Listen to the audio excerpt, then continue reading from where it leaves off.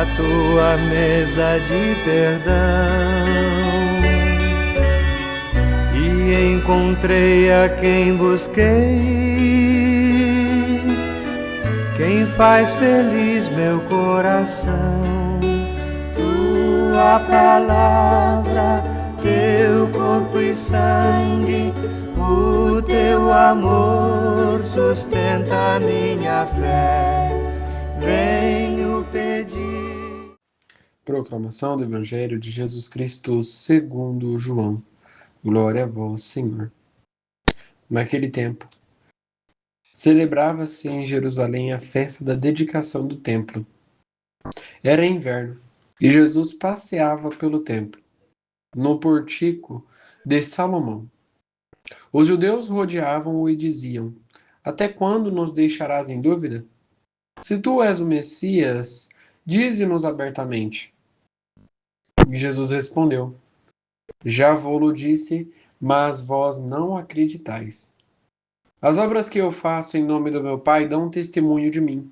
Vós, porém, não acreditais, porque não sois minhas ovelhas. As minhas ovelhas escutam a minha voz, e eu as conheço, e elas me seguem. Eu dou-lhes a vida eterna, e elas jamais se perderão.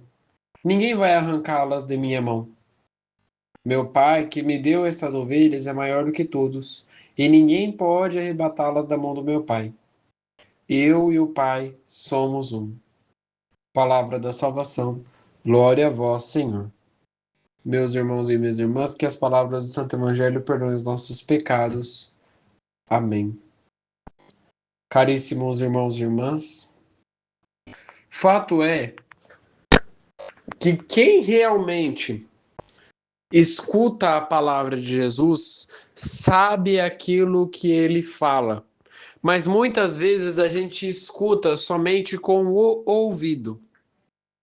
Sendo que Jesus nos revela que nós temos outros instrumentos para perceber que Jesus é o Salvador.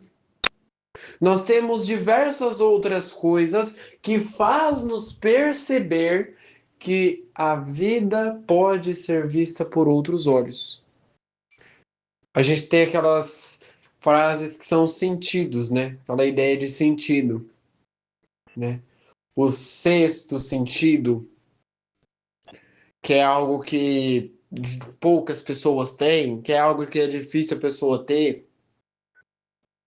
Jesus nos mostra que este sentido, somente quem tem é aquele que está verdadeiramente ligado a Ele. Aquele que conhece de fato a Deus. Este conhecer a Deus pode ser um conhecer físico. Eu sei a importância de ir na missa, eu sei a importância de estar presente em Jesus, e este conhecer pode ser um conhecer além. Você sabe a importância de Jesus na sua vida. A importância que Jesus tem na nossa vida. Você sabe a importância de que Jesus move a sua vida cotidianamente. Que Jesus faz com que as coisas na sua vida aconteçam. Se não fosse Jesus, nada disso aconteceria. Se não fosse Jesus, eu não teria conseguido isso. Se não fosse Jesus, eu não teria passado por essa dificuldade. Você sabe melhor que eu. O que Jesus quer nos mostrar é como é difícil para aquelas pessoas de fora não entenderem a visão daqueles que estão aqui dentro. Aliás, é algo difícil a pessoa que está do lado de fora entender por que um cristão reza tanto. É por isso que lança aquelas perguntas. Eu não sei, vejo necessidade de ir na missa, reza, reza, reza, reza, reza, reza, reza. As pessoas perdem a necessidade e, infelizmente, com o passar dos anos, cada vez mais as pessoas estão perdendo a necessidade de realizar certas orações que antigamente era costume. Um simples ato, pedir a bênção. Pedir a bênção para os mais velhos é um simples ato que está morrendo hoje em dia.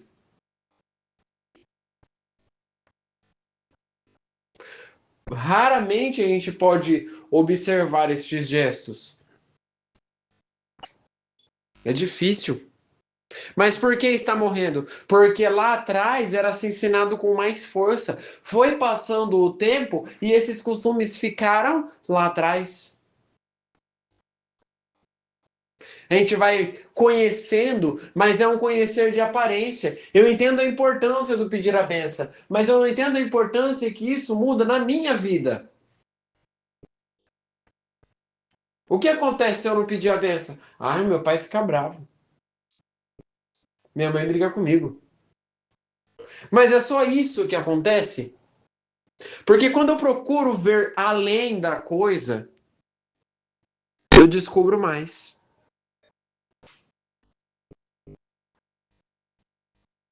Quando nós pedimos a bênção, seja para um pai, para a mãe, até mesmo para o padre, querida, Deus abençoe. Aquela palavra não conforta, não dá conforto.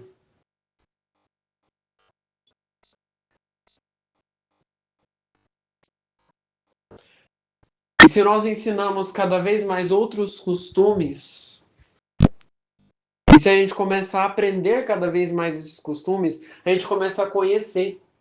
Mas fato é que os doutores da lei sabiam quem era o Messias, sabiam quem era Cristo. Eles não sabiam quem era Jesus. Eles conheciam o Salvador, mas eles não sabiam quem era Jesus.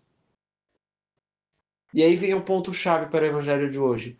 Para que eu conheça o Cristo, eu também preciso conhecer Jesus. Qual é a figura de Jesus que nós conhecemos? O carpinteiro que nasceu de Nazaré, filho de Maria e que José adotou.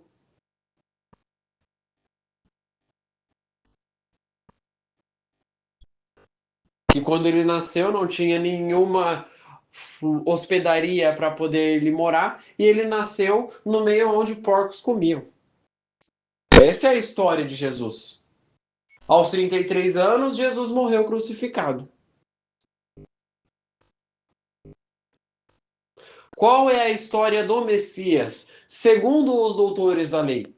Então, que o Messias vai descer numa descida gloriosa, acompanhado de seus anjos. Ele vai vir para poder salvar Israel, libertar Israel da escravidão. Seu reino não terá fim.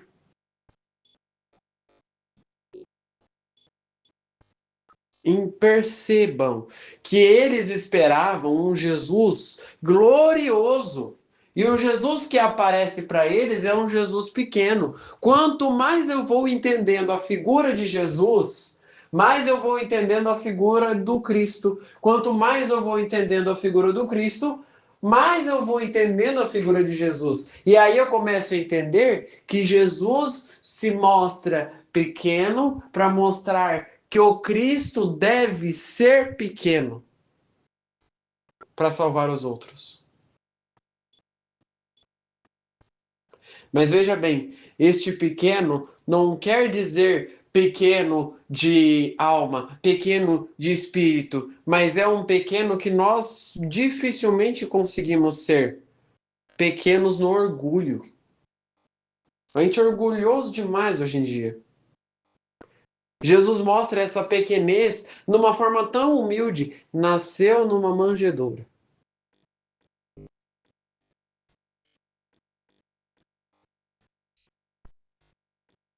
Jesus se faz pequeno, mas não pequeno de espírito. E quando eu falo pequenos, muitos agora vão querer me bater. Mas o pequeno que eu digo não é o pequeno de espírito. Não é que Jesus realmente era pequeno. Jesus Cristo foi grandioso. Mas o pequeno que eu quero dizer é pequeno de orgulho. Quando eu sei observar o meu orgulho, eu sei entender quem é Cristo. Quando eu sei observar o meu orgulho, eu sei entender de fato quem é Cristo.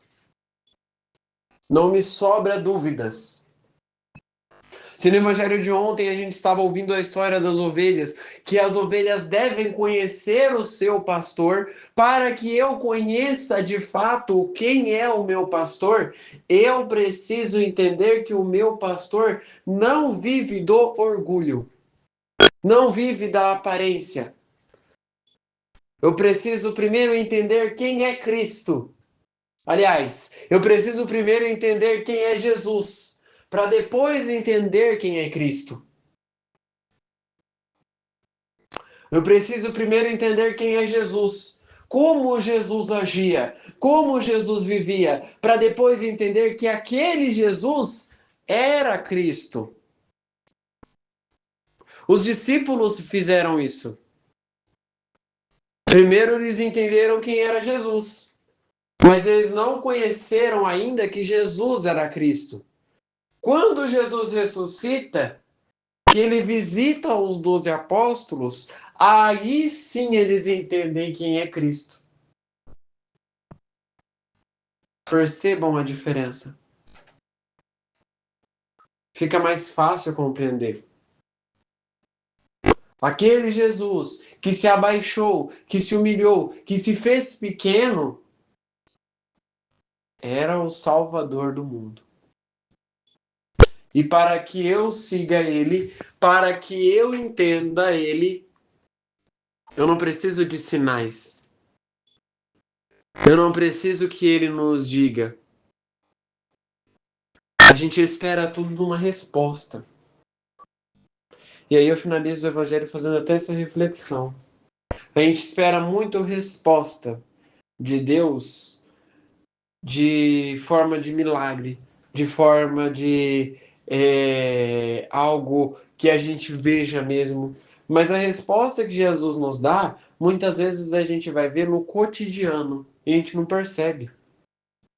As respostas que Jesus nos dá é no cotidiano e Jesus nos mostra através de gestos.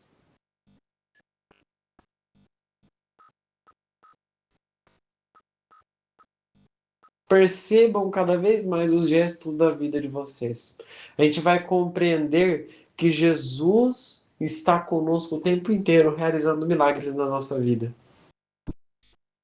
Se não fosse pela mão dele, nenhum de nós estaríamos aqui neste momento. Essa é a prova real que os doutores da lei pediam. Essa é a prova mais forte de que Jesus é o Salvador. Um Cristo que se fez pequeno. Um Cristo que se fez humilhado para salvar a vida do mundo. Rezemos juntos. Pai nosso, que estais nos céus, santificado seja o vosso nome. Venha a nós o vosso reino. Seja feita a vossa vontade, assim na terra como no céu. O pão nosso de cada dia nos dai hoje. Perdoai as nossas ofensas, assim como nós perdoamos a quem nos tem ofendido. E não nos deixeis cair em tentação, mas livrai-nos do mal. Amém. Que no dia de hoje fique na paz e na alegria de Deus. Tua palavra, teu corpo e sangue, o teu amor sustenta minha fé. Venho pedir, fica comigo, que eu